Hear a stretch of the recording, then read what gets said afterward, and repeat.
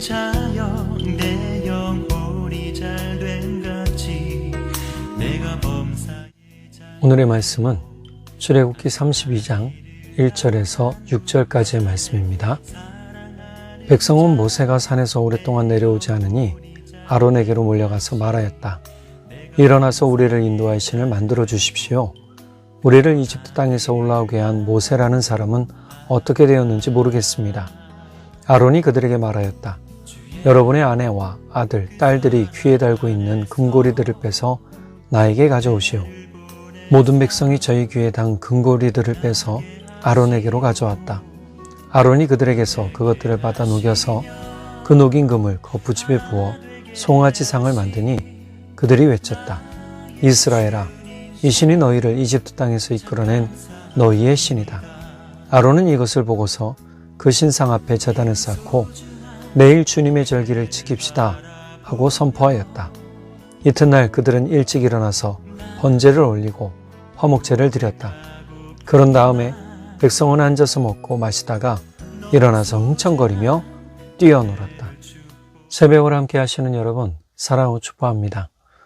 어제 우리는 부살렐과 오홀리압이라는 두 사람을 세워서 성막을 만드는 것과 성막의 모든 기물을 만드는 것에 대해서 책임을 맡기신 것을 보았습니다.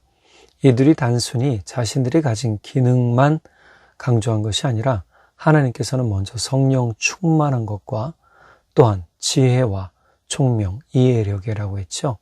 그리고 지식을 더해서 온갖 기술을 가지고 이러한 것들을 만들어야 되었다라고 했습니다. 여기에선 또 이 두 사람만 일한 것이 아니라 함께 할 사람들이 있었습니다. 이 사람들에게도 하나님이 지혜를 주시겠다라고 했습니다. 지혜란 이 두 사람이 시키는 것에 대해서 이해할 수 있는 이해력과 또 이것을 온전히 잘 만들 수 있는 창조력을 말씀하시는 겁니다. 그러니 우리가 교회의 일을 함에 있어서 꼭 필요한 것이 창조적 지혜, 하나님이 주신 창조적 지혜와 또 총명, 이해력과 지식이 필요하더라. 더불어 우리 안에 있는 하나님이 주신 달란트들을 잘 개발하는 것도 매우 중요하다라는 말씀을 드렸습니다. 자, 그리고 오늘 이제 32장 넘어가기 전에 31장 좀 이야기를 하고 넘어가야 되겠죠. 31장 12절에서 18절에 모세와 이스라엘 백성들에게 하나님은 한 번 더 안식일에 대한 규례를 강조하십니다. 그리고 증거판 2개를 모세에게 주시죠. 하나님과 모세의 대화는 이제 막바지로 흘러갔습니다. 거의 끝났습니다. 그리고 32장 넘어오게 되죠. 그런데 이 32장 첫 서두가 참 심상치 않습니다. 전혀 예상치 못한 일들이 생기게 되죠. 이 이야기는 34장까지 쭉 이어지게 됩니다. 오늘 첫 서두 제가 읽어드린 본문은 바로 이 당황스러운 사건에 대한 이야기입니다. 바로 금송아지를 만들고 그것에게 이스라엘을 이끌어낸 신이라는 타이틀과 함께 축제를 여는 것이죠. 이 축제는 이방신을 섬기던 음란한 축제와 다름이 없었습니다. 6절 후반절 보면 그런 다음에 백성은 앉아서 먹고 마시다가 일어나서 흥청거리며 뛰놀았다. 하나님이 알려주신 예배에는요, 이게 없었습니다. 뭐가 없었습니까? 인간들이 흥청거리며 뛰어놀고 막 난잡하게 있는 것들이 없다라는 것이죠. 왜요? 예배는 사람이 즐기는 것이 아니라 하나님께 영광을 올려드리는 것이기 때문입니다. 그렇기 때문에 먼저 하나님께 영광을 올려드리고 사람들은 그 영광의 기쁨을 누리는 그런 후속이 있었죠. 하지만 이들은 제단에서 자기들이 드리며 스스로 즐거워하고 방탕해지고 문란해지기 시작했습니다. 이것을 하나님은 보시고 모세에게 이렇게 얘기하십니다. 어서 내려가 보아라. 내가 이집트 땅에서 이끌어낸 너의 백성이 타락하였다. 그러니까 타락했다는 것은 문란한, 즉 성적 행위까지도 포함한 모든 문란함을 이야기하는 것이죠. 이런 모습을 현대인의 성경에서는요, 아론 때문에 백성들이 걷잡을 수 없이 난잡해져서 원수들의 조롱거리가 되게 한 것이라고 했고, 공동번역에서는요, 백성이 굴레 벗은 말처럼 뛰어 날뛰는 것, 아론이 백성을 멋대로 날뛰게 해서 원수들의 조롱거리가 되게 되었다라고 번역하고 있어요. 이 사건으로 이스라엘에게 재앙을 내려서 이스라엘을 완전히 없애시겠다라고 하나님은 분노로 말씀하시죠. 모세는 이 말씀을 듣고 재앙을 거두어 달라고 호소하고 중보합니다. 모세가 간구하자 하나님은 뜻을 돌이키시고 재앙을 거두시죠. 하지만 여전히 하나님은 이스라엘 백성을 향한 의심을 가지고 계셨던 것 같습니다. 왜냐하면 그 이후에 2차, 3차 모세의 중보가 있었기 때문이죠. 증거판을 들고 내려온 모세는 멀리서 소리 듣기에 이게 축제의 소리인지 아니면 공포의 소리인지 몰랐단 말이에요. 그런데 이것을 딱 듣는 순간 모세는 뭐예요? 축제의 소리다라고 얘기를 하죠. 자, 이것을 보고 화가 나서 내려와서 모세는 어떻게 하냐면 증거판을 던져버려서 깨뜨려 버립니다. 이게 뭐예요? 하나님과 여러분이 지금 범죄하여서 내가 들고 온 하나님과 계약서가 아무 소용이 없게 되었다 하고 계약 파기를 해버린 거예요. 그리고 나서 모세는 형 아론에게 이 백성이 형님에게 어떻게 했기에 형님은 그들이 이렇게 큰 죄를 짓도록 그냥 놓아두셨습니까? 라고 얘기를 하죠. 이건 그냥 얘기한 게 평범하게 얘기한 게 아니에요. 화를 냈다라고 본문에 나옵니다. 아론은 자신의 잘못된 행동을 인정하거나 내가 부족했습니다라고 회개하는 것이 아니라 변명으로 이제 일관합니다. 그리고 이스라엘 백성에게 모든 탓을 돌리죠. 자기는 두려워서 어떻게 보면 모두 몰려와서 자기에게 무엇을 해달라고 하는 그러한 사람들이 두려웠을지도 몰라요. 인간적인 마음에. 그렇더라 할지라도 아론은 대제사장이었잖아요. 하나님께서 세운 사람이었어요.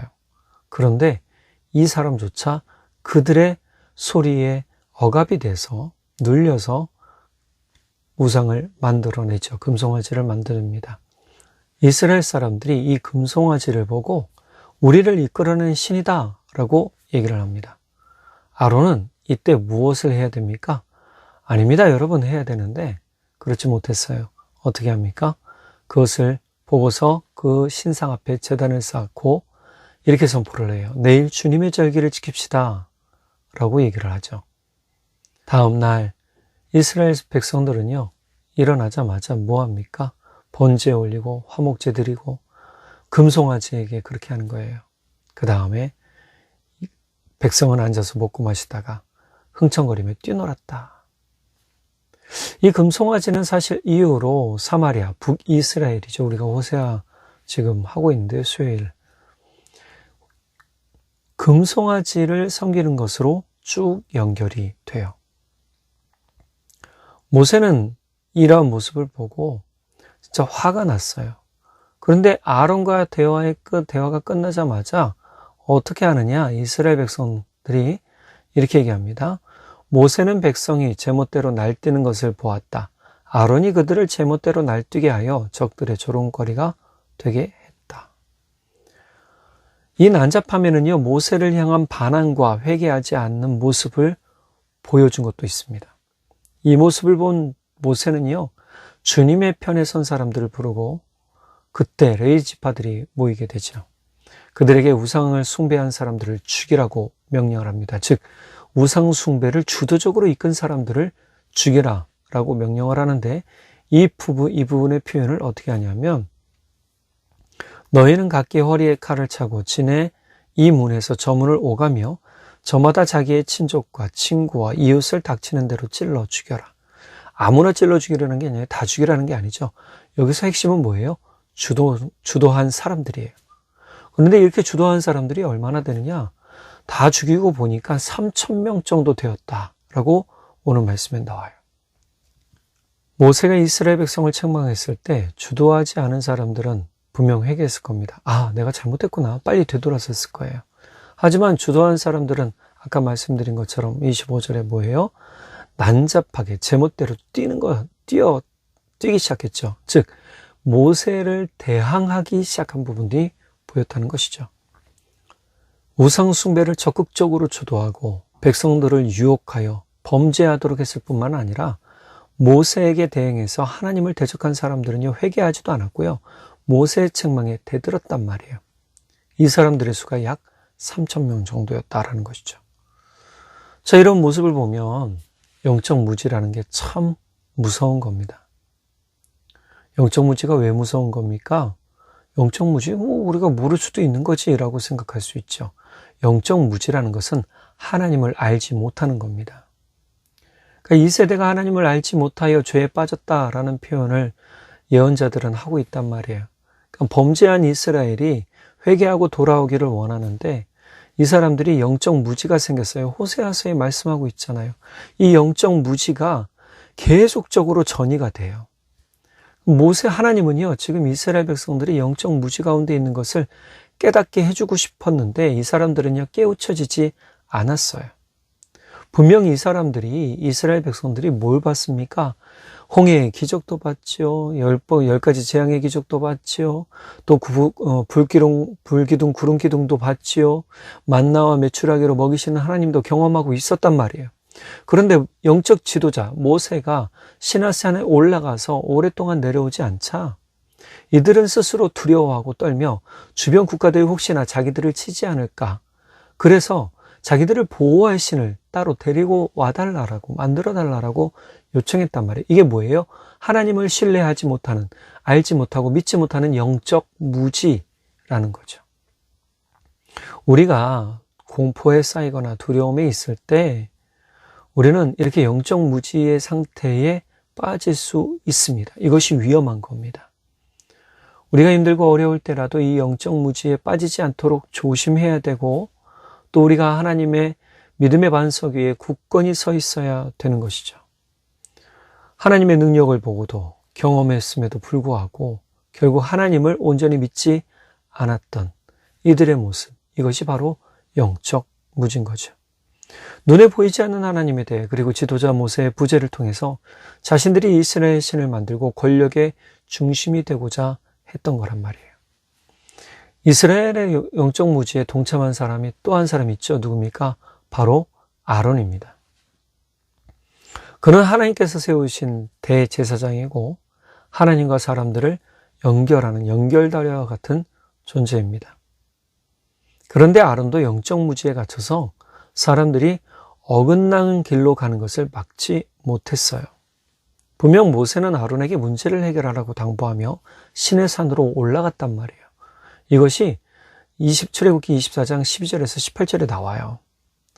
모세는 자기가 하나님의 부르심을 따라서 시내산에 올라가는데, 그러면서 아론과 훌에게 이스라엘 백성들의 문제가 생기면 당신들이 해결하라고 했단 말이에요. 그런데 아론은요, 어떻게 해요? 해결하지 못했어요. 도리어 더 큰 문제를 만들어냈다고 모세에게 책망을 받고 있잖아요. 영적 지도자로서 깨어 있어야 할, 성령으로 깨어 있어야 할 아론이 자신이 한 일에 대해서 이스라엘 백성들에게 책임을 전가하면서 얼토당토하는, 금을 던졌더니 불에 던졌더니 금송아지가 튀어났다는 얼토당토하는 말을 하죠.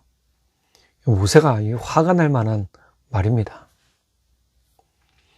지금 우리는 영으로 사실 깨어 있어야 됩니다. 우리 이 세대가 더 영으로 깨어 있어야 될 세대라는 사실을 기억해야 됩니다. 경계해야 됩니다. 마가복음 13장에서 예수님은 주님께서 다시 지금 이 땅에 다시 오실 때 깨어 있으라고 제자들에게 말씀을 하세요. 특히 죄에 빠지지 않도록, 시험에 들지 않도록 깨어 기도하라고 하십니다. 신앙생활은 연수로 계산하지 않아요. 10년, 20년, 30년 이게 중요한 게 아니에요. 신앙은 얼마나 깊이 하나님을 알고 있는가, 하나님과 교제 맺고 있는가, 하나님과 가까운가라는 거예요. 바울은 그래서 고린도전서 3장 11절에서 15절에 이렇게 얘기를 해주고 있단 말이에요. 이미 놓인 기초는 예수 그리스도이시므로 아무도 다른 기초를 놓을 수 없습니다. 이 기초 위에 건물을 세울 때 금이나 은이나 보석으로 세우는 사람도 있고 나무나 풀이나 짚으로 세우는 사람도 있을 것입니다. 그러나 심판날에는 각자의 일한 결과가 불로 시험을 받아 밝혀질 것입니다. 만일 세운 것이 불에 타지 않고 남아있으면 상을 받을 것이나 그것이 타버리면 상을 잃고 말 것입니다. 그런 사람은 구원을 얻어도 마치 불 속에서 간신히 헤쳐나온 것과 같을 것입니다. 개역 한글에서는 이것을 공력이라고 표현을 했습니다. 믿음의 공력인 것이죠. 즉 우리의 믿음이 얼마나 하나님을 신뢰하고 있는가, 신뢰하지 못하고 있는가. 결국 영적 무지는 내가 하나님과 가까이 있으면 사라지게 돼요. 왜요? 영적 무지는 하나님과 가까이 있으려고 뭐 합니까? 하나님을 더욱 알기 위해 힘쓰죠. 하나님의 말씀을 배우고 하나님의 말씀을 듣고 하나님의 말씀을 먹으며 살아간단 말이에요. 그런데 영적으로 무지한 상태가 될수록 뭘 게을리 합니까? 하나님 알기를 게을리해요. 하나님의 말씀을 배우고 하나님의 말씀을 듣고 하나님의 말씀을 깨닫는 것을 게을리해요. 우리는 우리 삶에서 이 영적 무지를 벗어버려야 됩니다. 우리는 영적 무지에 무감각해져서도 안 되고 영적 무지가 있는 걸 알면서도 방치해서도 안 되는 거예요. 하나님이 구원받았으니까 더 할 필요가 없지? 아니에요. 더 알아가야 돼요. 더 알아가자라고 이야기하잖아요. 우리는 성령으로 깨어있어서 죄를 대적하고 사단의 모든 역사와 일들을 대적하며 사람들을 바른 길, 좋은 길, 생명의 길로 인도해야 될 사람들인데 우리가 영적 무지에 있다면 어떻게 사람들을 좋은 길, 바른 길, 생명의 길로 인도할 수 있겠고 또 어떻게 사단의 모든 역사들을 대적할 수 있겠습니까? 이제 우리는 이런 영적 무지에서 벗어나야 됩니다. 이런 사람을 잠언 12장 26절에서는요, 의로운 사람이라고 합니다. 그러므로 우리는 먼저 우리 자신의 영적 무지를 벗어버리고 또 영적 무지에서 우리를 건져내고 우리가 더욱 하나님을 깊이 알고 영적 은혜로 충만한 사람, 영적 기쁨으로 충만한 사람, 성령으로 충만한 사람이 되어야 된다라고 말씀드리고 싶습니다. 잠언 23장 19절에 현대인의 성경에 보면 내 아들아 너는 듣고 지혜를 얻어 내 마음을 바른 길로 인도하여라. 나도 모르는데 누구를 가르쳐 주겠어요? 그러면 가르쳐 주고 싶잖아요. 내가 교사가 되고 싶잖아요. 그럼 먼저 내가 알면 돼요. D.L. 무디라는 분에 대해서 제가 간혹 말씀을 드리는데요. 그분은 글을 배우고 학교를 나오신 분이 아니에요. 그런데 그가 열심히 전도하고자 또 교회학교 교사가 하고 싶어서 열심히 말씀을 배우고 깨닫고 또 알게 되었습니다. 그리고 사람들을 전도했죠. D.L. 무디는 가장 유명한 미국의 부흥사가 되었습니다. 그렇습니다. 우리가 하나님의 말씀을 잘 배우고 잘 듣고 알고 깨달으면요. 우리는 하나님과 가까워질 수밖에 없습니다. 그러니 우리는 이 영적 무지에서 벗어나야 됩니다.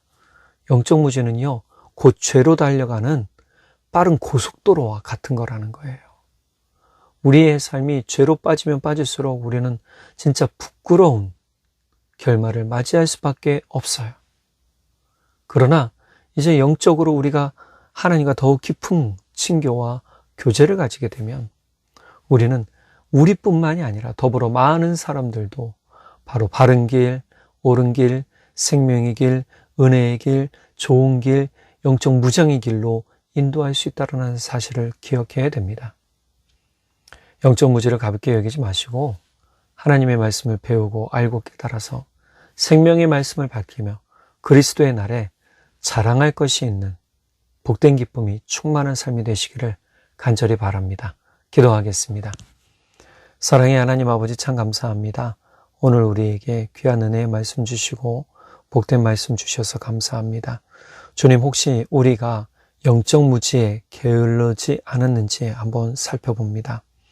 주님, 그렇다면 용서해 주시고 이제 우리가 하나님을 아는 일에 부지런하고 하나님과 가까워지는 일에 부지런하며 열심을 가지고 우리 주 예수 그리스도를 통하여 하나님과 더욱 가까워지는 은혜를 얻게 해주시고 우리에게 생명의 길과 은혜의 길을 열어주신 예수 그리스도의 은혜를 통해 우리가 더욱 기쁨과 소망으로 충만한 그러한 영으로 깨어있는 자들 되도록 성령 하나님 인도해 주십시오. 우리의 산소망 되시고 우리의 산길이 되어주신 예수님의 이름으로 기도드렸습니다. 아멘. 오늘 하루도 우리가 영적으로 깨어 있어서 성장하고 열매 맺어가는 복된 하루가 되기를 간절히 바랍니다. 사랑하고 축복합니다. 사랑하는 자여 내 영혼이 잘된 같이 내가 범사에 잘되고 강건하기를 나간 구하네. 사랑하는 자여 내 영혼이 잘된 같이 내가 범사에 잘되고 강건하기를 나간 구하노라. 주의 그 사랑 안에서 그대를 보내사 만나게 하시고 교제케 하시며 하나 되게 하신 나의 주님 참 감사합니다. 이런 소중한 그대를 바라보며 나 고백하고픈 말 너무 소중한 그대를 축복하며 이렇게 고백합니다. 사랑하는 자여 내 영혼이 잘된 같이 내가 범사에 잘되고 강건하기를 나가